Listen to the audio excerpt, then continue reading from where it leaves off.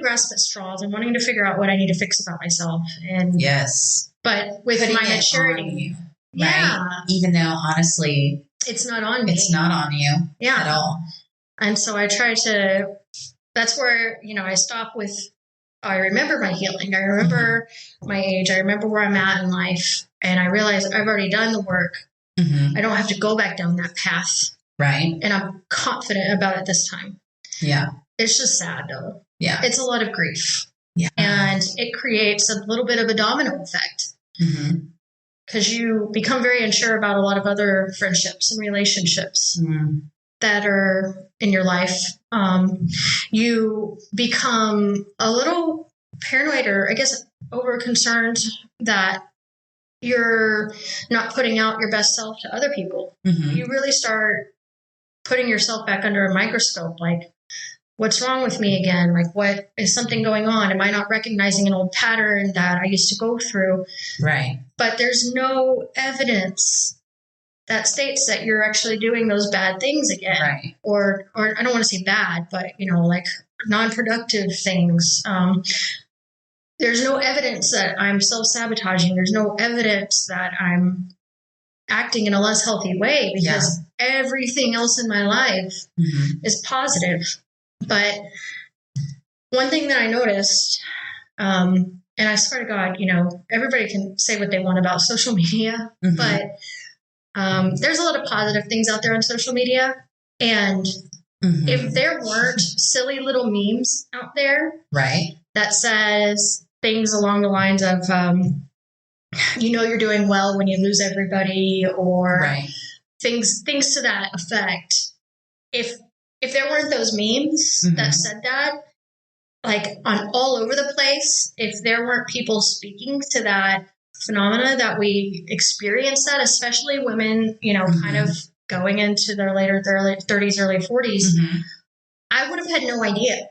Right. Because I don't have the support system to tell me that. Right. And I think a lot of us women don't know that happens. Whether you're a mother, whether you're single, whether you're obsessed with your career, whether you just have a change in hobbies, I think a lot of us think that we accidentally kind of pigeonhole ourselves. Yes, that's what I was going to, we kind of put ourselves on an island, honestly. Yeah, because we think, it's because I'm this, that that these things fall off for me. No, I think I'm starting to realize, and I don't know if I'm right or wrong, that maybe this is a natural, turn that life takes. Yeah.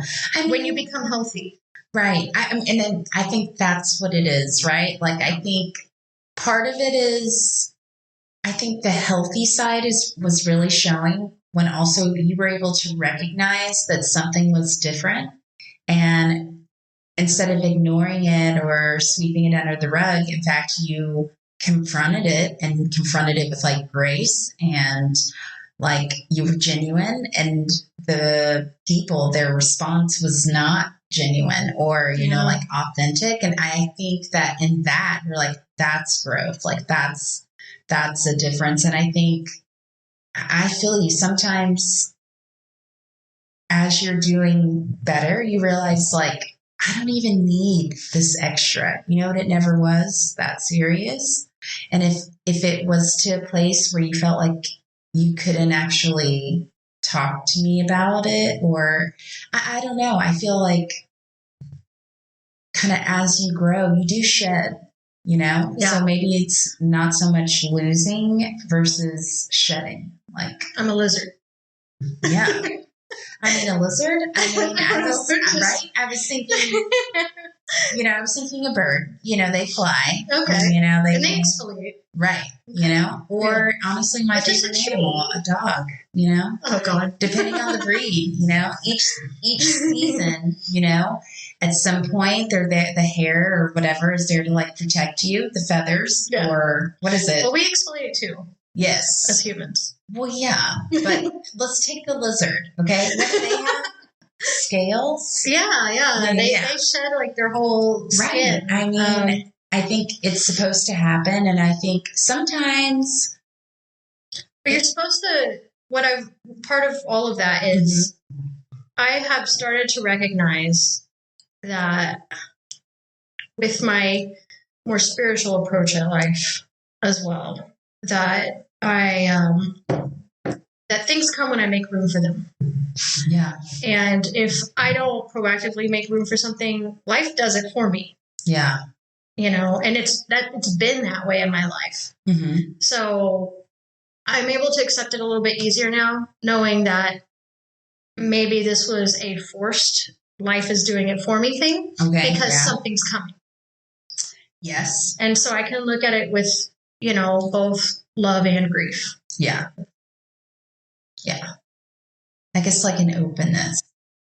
Yeah. Acceptance. Mm-hmm. Just, acceptance. Acceptance, Yeah. If I know I'm doing the right things every day and I am trying my best to make sure that every, interaction I have with myself and with other people is some level of act of love or good intention, then I'm comfortable being accepting. Mm-hmm. Because,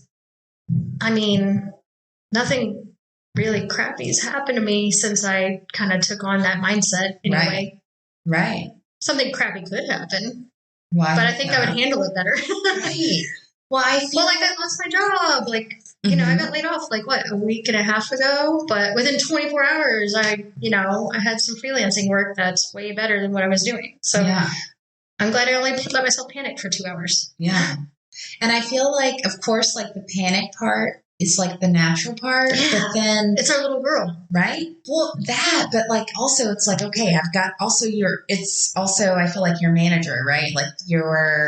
I've got to make sure my bills are paid for. I've got to make sure, so we don't have anybody to fall back on. Right. Where you're so self-sufficient, right? Where the panic could happen.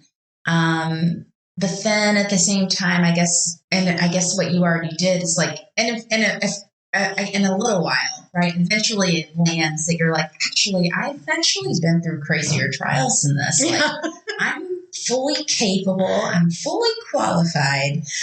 I'm gonna be all right. And I feel like before, I think I wasn't sure that I was going to be all right, but now I think I know that I'm going to be all right. Yeah, even if so this is a horrible analogy, right? because this is my number one, it's my phobia, right? Cockroaches, right? Oh, okay. Right? But something goes wrong. It's like a cockroach with a light, right? I'm what the hell, scrambling for something, right?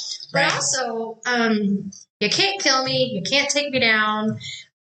There's nothing that I've crumbled to yet. Right. Almost. Right. Pretty freaking close. But I jokingly refer to myself as a cockroach. Can't kill me. Right? I would have gone for maybe Phoenix or... Well, evolutionarily speaking, cockroaches are where it's at.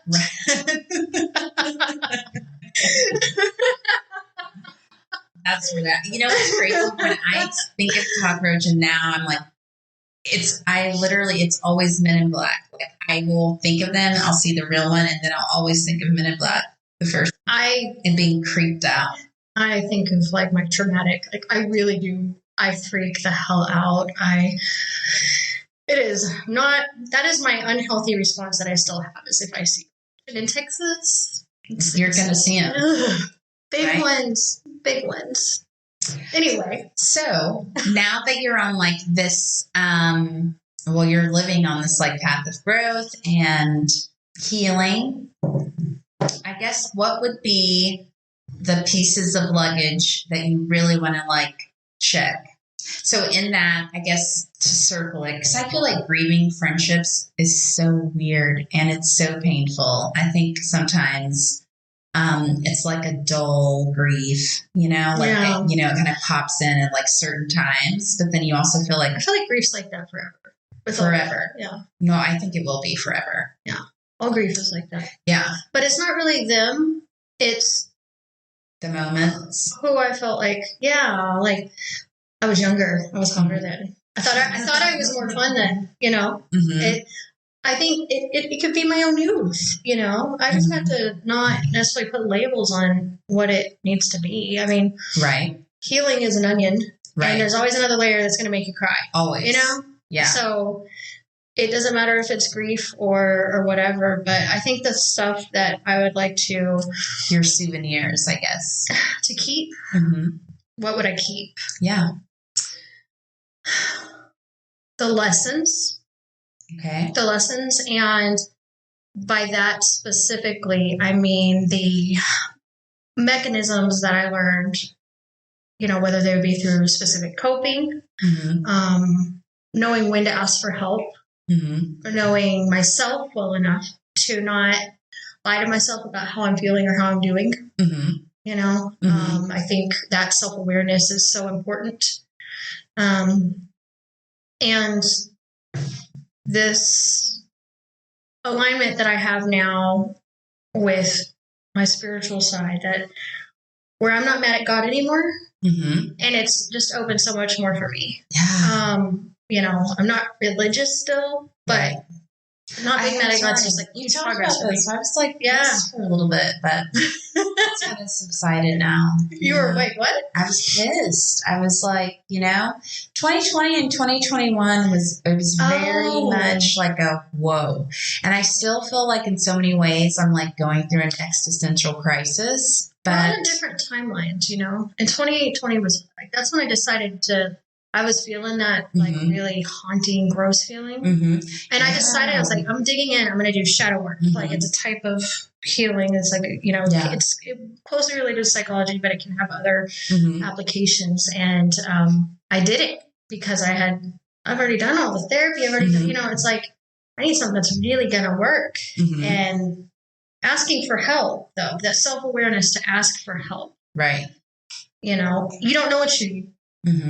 You need help. And when you ask it out loud, when you really try to find it, you do a good effort by yourself trying to find it. Somebody that you probably won't expect is going to be able to, you know, kind of guide you. Yeah. I like that. And, you know, it's okay that you went through something, you know, 2020 to 2022.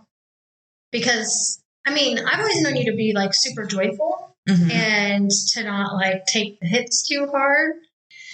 But life is going to come around and show up that way for all of us eventually. It was definitely, when I think back now, and keep in mind, it was also like an awakening as well, right? Because there are things that like I maybe didn't recognize, you know, beforehand that I started recognizing, you know, later on. But I won't say it was idyllic, but I feel like I almost had gotten almost like a pass. Not a pass, because life was still lifing, but it wasn't so hard. Yeah, you're a handful of years younger than me. Yes. You know, and so, yeah, you were... So it like, finally came. It finally came. Yeah, you were still young and vivacious and all of that stuff, and you still are. But I'm just saying, like, no. But I hear you. Like, I think that you had no cares. I thought that I knew like how rough things could be. Yeah. Unfortunately, I wasn't ready. Yeah. And unfortunately, like a lot for me, that rough stuff, it started when I was a baby. And sometimes it go away for a while. But man, when it showed back up, it showed back up. Yeah. Until I learned to teach myself how to handle it. Right. You know, and how to look after myself and be self-aware. Yeah. It was daunting. But I'm not even happy for it because, you know, I could have gone without. I could have gone like with a pass. You know, I could have taken.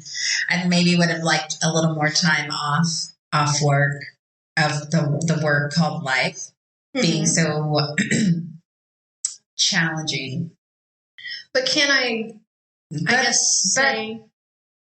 I'm also, I guess I can look back and now when I look back, like you know, of course some things, you know, make me sad, but also some things like bring me super joy. I think of like my ex-husband and I'm like super happy that he's my ex-husband. No tea, no shade. However that means. I mean, honestly. But you can be grateful for for the lessons that you grateful were, for the lessons that that I you were learned.